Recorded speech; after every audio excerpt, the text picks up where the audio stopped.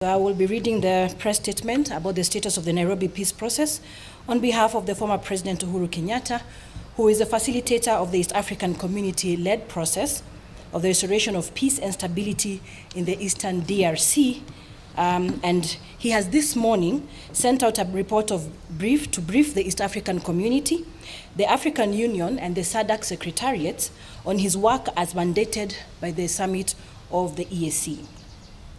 Now, President Kenyatta believes that the time is right for him to prepare this brief in light of the dire and escalating situation in the Eastern DRC and the upcoming consultations on the matter.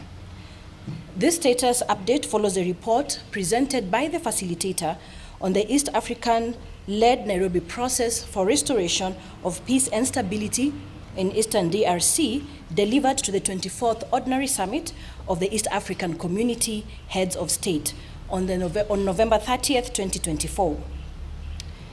It is intended as a briefing for the upcoming joint summit of the Southern African Development Community, that is SADC, and the East African Community EAC, to be held on February 7th to 8th, 2025 in Dar es Salaam, Tanzania, as well as the African Union 37th Ordinary Session to be held this February 2025.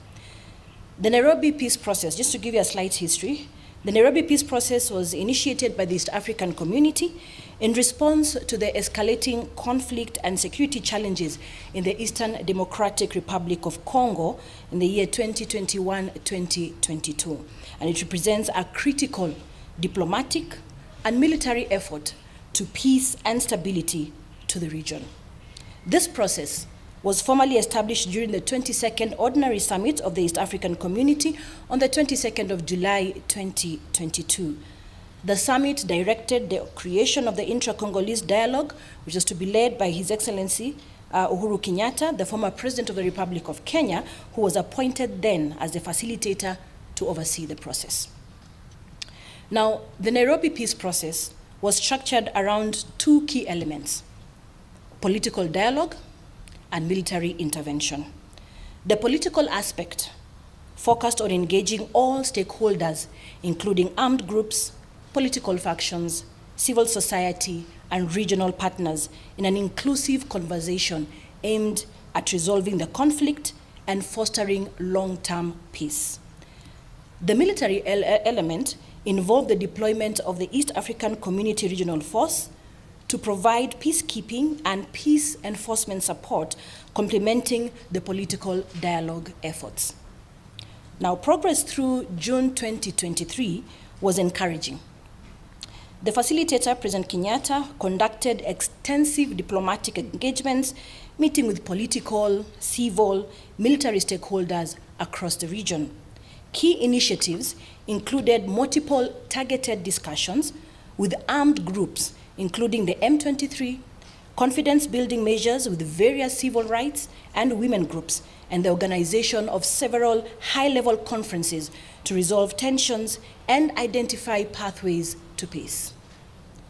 These efforts were supported by ICRAF, UN, and MONUSCO, led to a noticeable reduction in hostilities and a return of displaced persons and significant withdrawals by armed groups from strategic areas in North Kivu.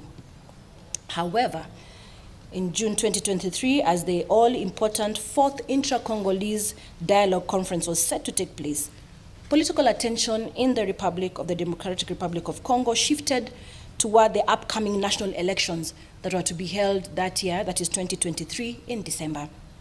The shift resulted in the slowing down of the Nairobi peace process, and unfortunately at the same time, a political impasse resulted in the withdrawal of the Kenya forces from the ICRAF. This suspension disrupted the momentum of the peace process, leading to a slowing down of the peace negotiations and a breakdown in military cooperation, and ultimately a resurgence of fighting in the region. Now, despite efforts to maintain dialogue, including consultations between the facilitator, President Tshisekedi of DRC, and the M23 leadership, the political and security landscape in the DRC became increasingly unstable. Following the December 2023 elections in the DRC, the formation of a new government delayed the resumption of the Nairobi process. While engagements with key stakeholders continued, the lack of political momentum, coupled with renewed hostilities in North Kivu and South Kivu, has significantly undermined the progress made between the year 2022 and 2023. The M23, once subject to a cease agreement, has now regained control over key towns, including Goma, and fighting has once again escalated across the region. The Nairobi Peace Process, though temporarily sidelined, remains a critical framework for dialogue and conflict resolution in the Eastern DRC.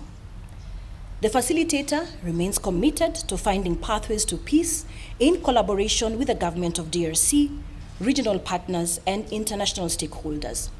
However, the recent resurgence of hostilities highlights the urgent need for renewed political will, regional cooperation, and sustained support for peace efforts to avoid further deterioration of the security situation in DRC.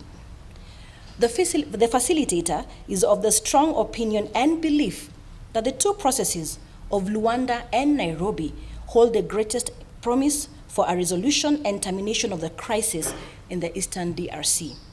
The two processes are complementary and interdependent. It is only through the close coordination of the bilateral negotiations between Rwanda and DRC and the inter-Congolese dialogue and conferencing that this crisis can be brought to a fruitful conclusion. There is an African solution to this African problem, and it is predicated on bringing both DRC and Rwanda back to the negotiating table, while at the same time ensuring that the internal dynamics of the people and the politics in the Eastern DRC are managed and directed to a peace and reconciliation through the intra-Congolese dialogue process. The full report and details, as highlighted, have been submitted to the AU, the EAC, and SADC Secretariats. I thank you for your kind attention. That will be all for today.